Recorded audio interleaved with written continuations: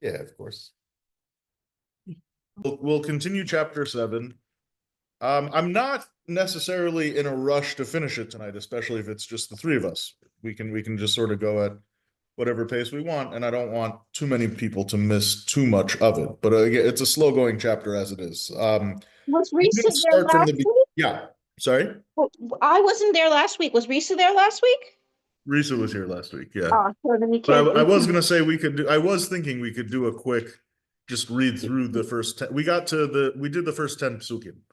And I was Okay. thinking we can read through them real quick in English, and then if any of those really jump out, like we can talk about that and then move on. Okay. I'm Cool. gonna forget. The Seder, you have it, Risa? Amazing. Okay. All right. So yeah, so we're in chapter 7 again, just for the ease of. I'm going to read it from the Art Scroll translation, and yeah. So says verse 1. A good name is better than good oil, and the day of death than the day of birth. That's a very famous pasuk.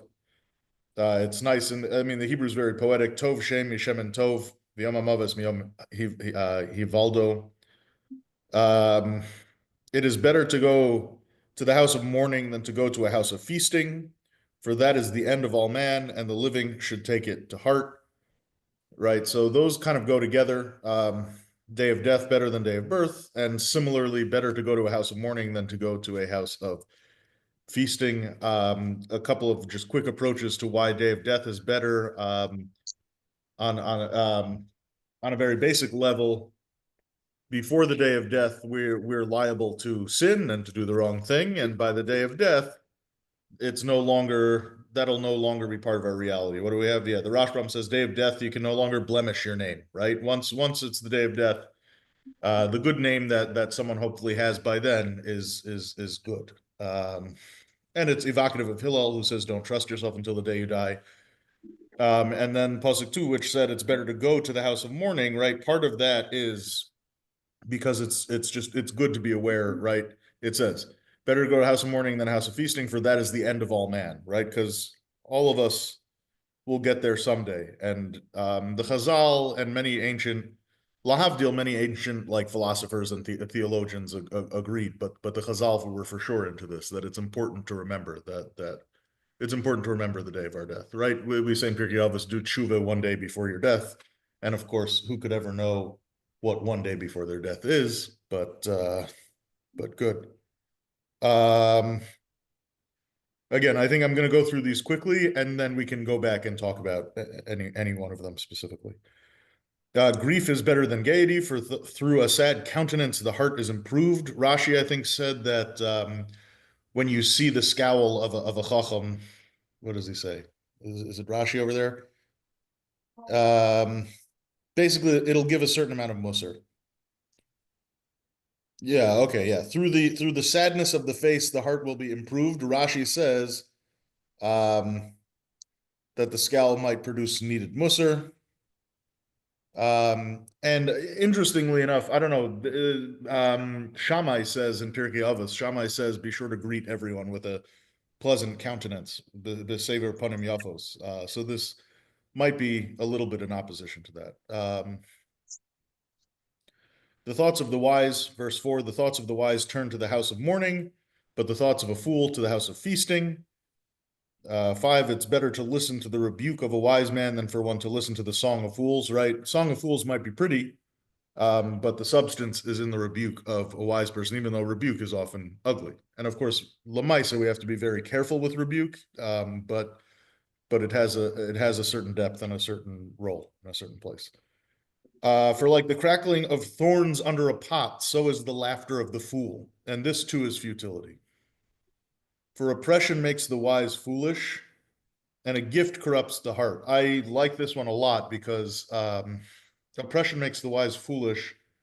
It either means dishonesty, counteracts whatever. Yeah, which pasuk is that? I have a note on it. I have a note on it. Yeah, it might mean dishonesty. Oppression here might mean dishonesty, and so that obscures objectivity, right? So that's why it messes up your chokhmah. But I'd want to go even further and say that it means oppression specifically, because abuse of power will neutralize all wisdom that a person had, right? There are people who are wise and smart, and then they get a certain amount of power and they go crazy with it, and the fact that they used to have um, clear thoughts and good ideas, it goes down the drain. Um, the end of a matter is better than its beginning, right? Similar to the day of death being better than the day of birth. Patience is better than pride. Do not be hastily upset, for anger lingers in the bosom of fools, right? Um, and do not say, how was it that former times were better than these? For that is not a question prompted by wisdom, which we talked a lot about last week. That's a good pasuk. On a certain level, it might be saying, don't get overly nostalgic for the past, right? The past has its warts also, and like, don't get too lost in that fantasy that the old times were better. Easier said than done, but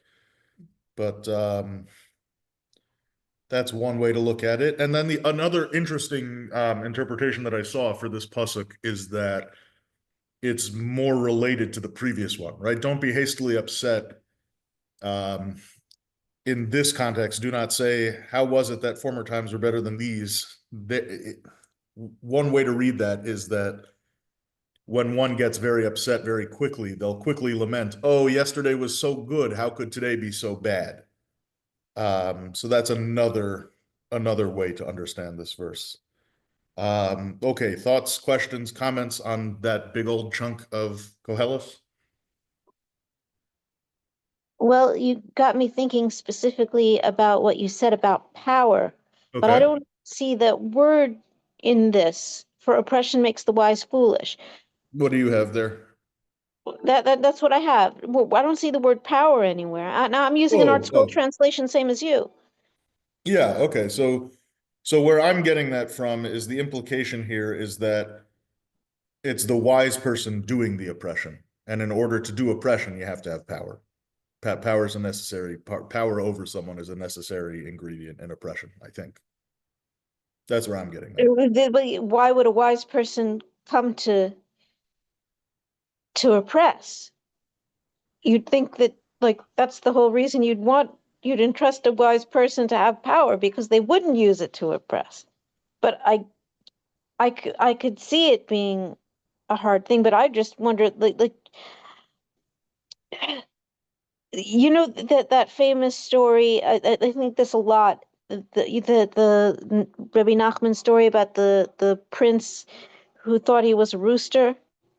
Kind of.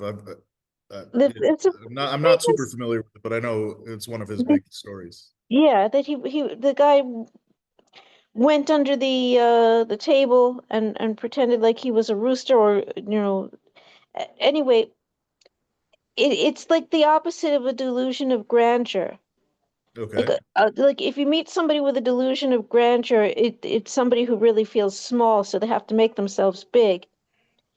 If you meet somebody, so here's somebody who had was a prince, someone of a lot of power, and it was so scary to him. At least this is the way I see it. He withdrew into it to be something, unintelligent, just a rooster, just an Okay. animal. Okay. So I mean that's a pretty good example of power being so scary. Sure.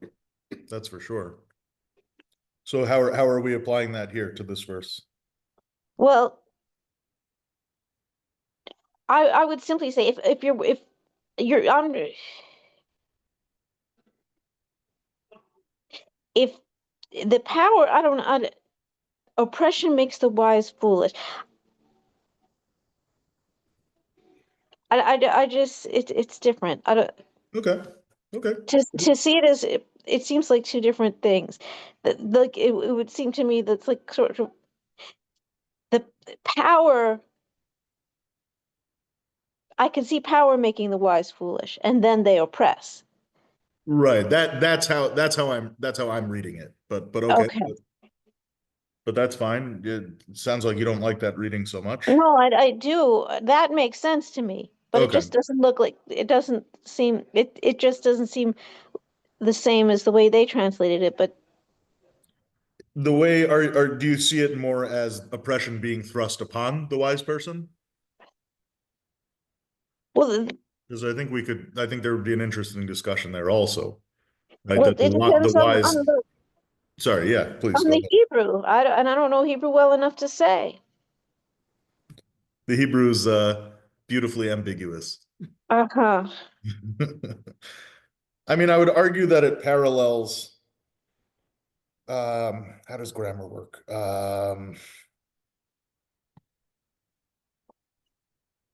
I would argue the verse says that Oshek Yeholel Chacham, V'abed es halev matana. That a gift corrupts the heart, and oppression or dishonesty makes foolish the wise. I think that's how I'd translate that. But again, it would That be sounds very interesting. literal. Okay.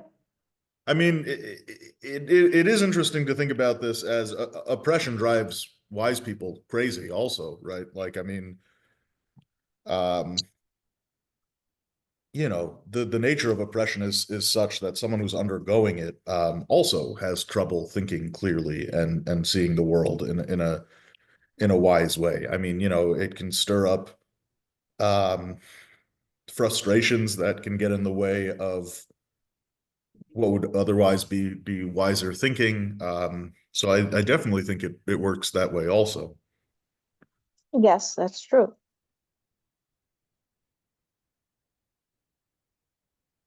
Interesting.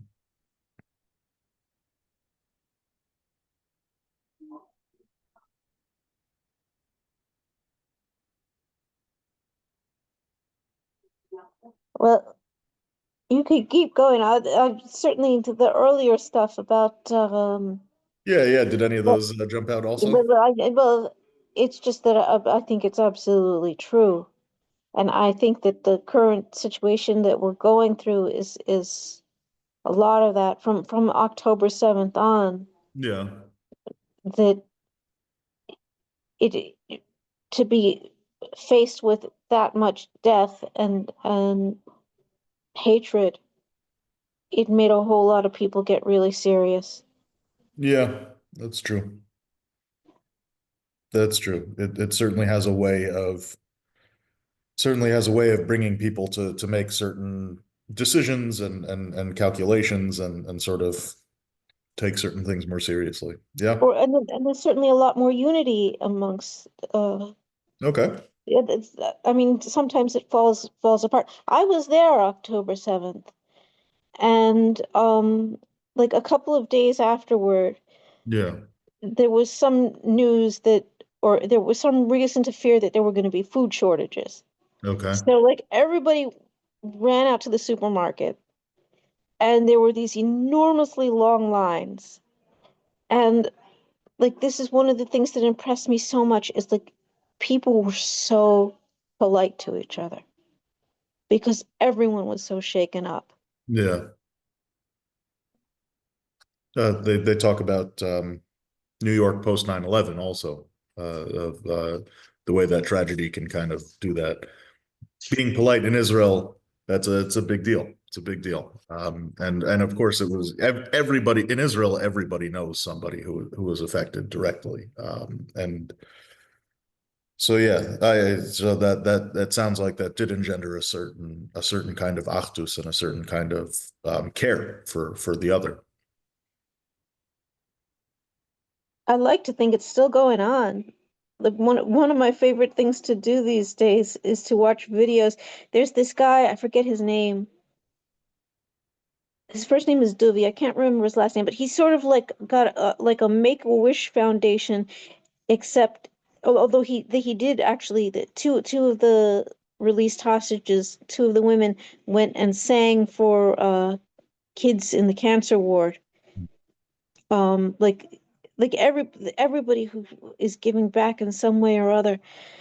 Anyway, so this guy, he goes around and he fulfills wishes um for the one of them, he gave Emily Dahari, he gave her a car. Like there's a whole video of him presenting her with a car. And for my first thought when I watched it was like, come on, after all she's been through, what's a car gonna do? But my son, like, I don't know, any happiness you can give anybody else. My personal favorite of these videos, and there's a lot of them. He's got a lot of them. There are two of them exactly this way. They're two little girls, each one who lost a father in the war. Um, they both their wish to come true was a dog. They wanted a dog. So Yeah. there's the videos of him presenting the dog. So that's the other side of it. Like, yeah, you have to listen to the grief and the interviews of the hostages and what they went through, but also to watch the reunions. Like, you've got to do a That's little bit deep. of both. Yeah, no, that's very deep. That's very deep, right? And I don't think Kohelet is telling us to get lost in the grief, and I think that that sounds to me like part of what you're saying as well. Like it's important to engage with it, but you got to watch the reunion videos also. Yeah. Yeah, that's good. That's good. Okay. Oh,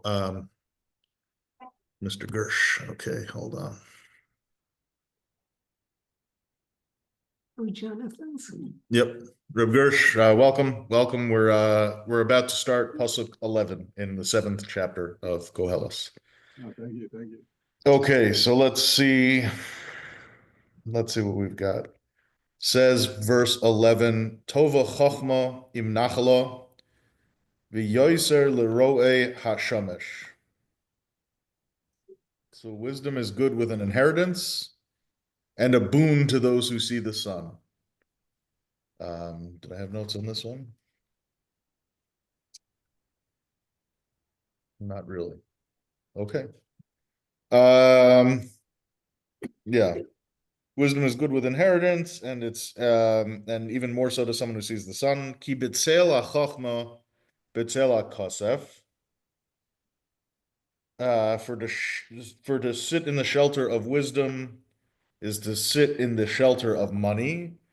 V'yisron da'as ha'chochma techaye be'aleha. And the advantage of knowledge is that wisdom preserves the life of its possessors. That one I do have something on. Oh, just that this parallels a little bit. I think it was the second chapter or the third chapter where he does talk about that wisdom has right. He bemoans the fact that he's looked into wisdom and he's looked into folly and that everyone has the same end. But he also says that wisdom does have certain advantages. Wisdom does, sort of provide a certain guiding light and help someone to navigate this world. So I do think this parallels that. I don't know. And what does this bring? What does this bring to mind to people? I don't know that I had a big reaction to it. Well, I don't know if it means inheritance of money, but when you think about all the families that fight over that, it takes wisdom to avoid it. Okay, that's good. When dealing with an inheritance, you definitely want wisdom. That's good. And I guess also this might tie into the to one of the broader messages and to a subject that we've talked about that it's good to have wisdom and to have like what you need in life, right? Like wisdom and poverty um still comes with a whole lot of challenges and wisdom alone won't necessarily save someone from poverty, but if you have wisdom and you have some sort of inheritance, that's helpful. I don't know if it's deeper than that, but that's real. Um, okay. It says Pasuk Yud Gimel, Re'eh es maaseh ho Elohim, ki mi yuchal l'sakein es asher ivuso. Right? Observe God's doing. See what God does, because who is able to fix that which God twists? Um, who's able to fix that which God twists? Right. I mean, again, a lot of this is our relative powerlessness compared with ultimately the will of God and compared with the system that God set up. I'm gonna take a quick leap. I'm gonna try my hand at very light Kabbalah over here. Not that I'm so able to do it. But re'es maseh Elohim, right? A lot of this Sefer is engaging with the way that the world turns and the way that time marches on and the way that we're dwarfed in comparison to this big universe that God made. The name Elohim often is associated with God manifesting through nature and sort of the natural machinations that God set up um, as part of the world. So maybe we could say over here, maybe Misa Elohim over here is again a nod to this sort of eternality and grandeur of the world that we find ourselves in. I don't know. Don't, look that up before before you spread that around, but that's just a quick thought. Biyom tova heye betov uviyom ra'a re'eh gam es ze leumas ze asa Elohim al divras shelo yimtza ha'adam acharav me'uma. Right? Biyom tova, on a good day, heye betov, right? Be happy on a good day, right? Or be pleased when things go well, Art Scroll says, but be happy on a good day. Uviyom ra re'eh, and on a bad day, see, right? Art Scroll says reflect. I think that's nice, right? On a bad day, reflect. Gam ez ze lu'mas ze asa Elohim. God created both of these situations, the good and the bad. God has made one as well as the other. In order that a person, okay, they say in order that a person should find nothing after him. That's nice and ambiguous also, actually. But what did I have for that?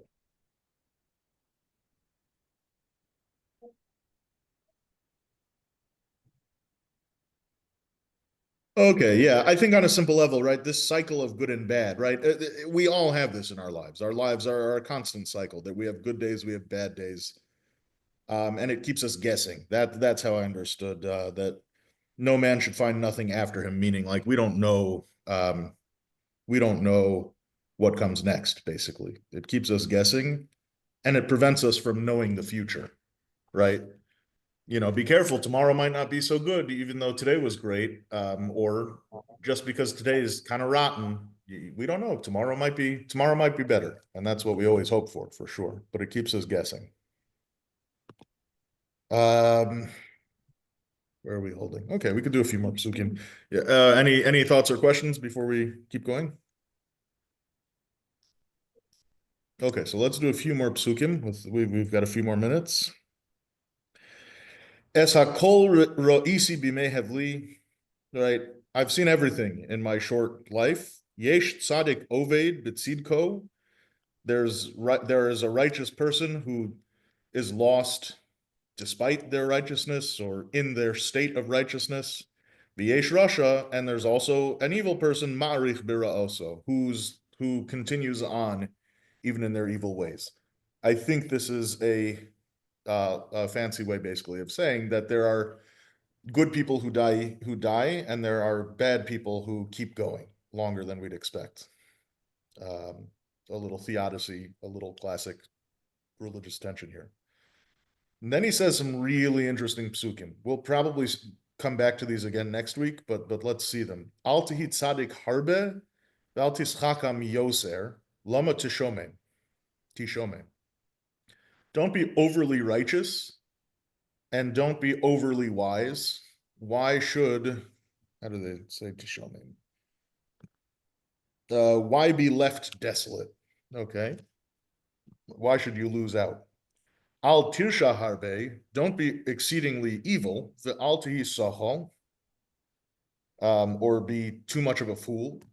Lama samus below itecho. Why should you die before your time? So there's interesting consequences associated with both, but just briefly, what does it mean? What does it mean? I'll open this up. What does it mean to be too righteous? Is there a problem with being too righteous? There's a problem with being too self-righteous. Okay. Okay. Good. Good. I think that lines up with the Medrash. Kohelet Rabbah apparently gives an example for this. This is a difficult example, especially with our modern moral sensibilities, but it's worth noting. The Kohelet Rabbah gives as an example of being overly righteous. Shaul's Shaul HaMelech. I don't know what I wrote there, but when Shaul had mercy on Agag, right? We read about this in last week's Haftorah. Shaul was overly merciful towards Agag, meaning more so than God told him to be, right? So God sets a certain righteousness level, and Saul was overly righteous to what's it called, to spare him. Again, it's a difficult thought, but I think it does illustrate the point. And the Ibn Ezra also says an example of being overly righteous is like praying all day, and apparently he calls out the ascetic practices found in among Christian hermits and Muslim hermits, and we don't have the same kind of hermetic tradition necessarily. But those might be ways of being overly righteous, and overly self-righteous, I think, is a good way to understand that. I don't know what Well, I think overly that evil is. what Yeah. you're describing is something different than what I'm talking about. I'm Okay. talking about being preachy and Okay. telling other people what to do. Okay. I like that. Right. Don't conduct yourself in a way that's too righteous. And don't fool yourself into thinking that is true righteousness, I guess. Yeah, and unfortunately, as a BT who's been at it for a long time, I mean, it's it's easy to, I just heard this actually, and it was on Parshas Kisisa from Rabbi Gladstein, and it's you could say the same thing about Chet HaEgel because it came right after Matan Torah. Like you reach the spiritual high, Yeah. and then there's this big low. How could it happen? And what he was saying was, and I don't remember in whose name he said it, Hashem wanted it that way in a certain way because you spiritual achievements can make a person arrogant. Sure. And if you sin, sometimes it's the best thing for you in that you know that you're fallible. Okay.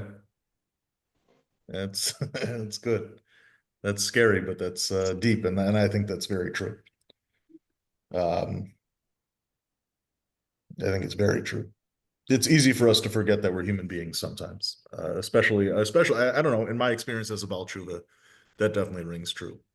Like, oh, I've taken on all these practices, and oh, I'm being so careful and so whatever about it, to foul up and to remember that, like, no, I'm very much a human being. That's a crucial part of the religious journey there. Okay, I think that's good. I think we'll hold here, and I think we'll pick up with these psukim again, and we'll try to share this idea next week. So again, any final thoughts before we log off for the night? Thank you for giving me so much time to talk. Okay, great. Thank you. All right, and thank you, Mr. Gersh, and until next time, folks, and Freilichen, everyone. Yes, thank you. Oh, here's the cat. If you like cats. Hey, kitty. I do like cats. All right, very good. Yeah. Thank you.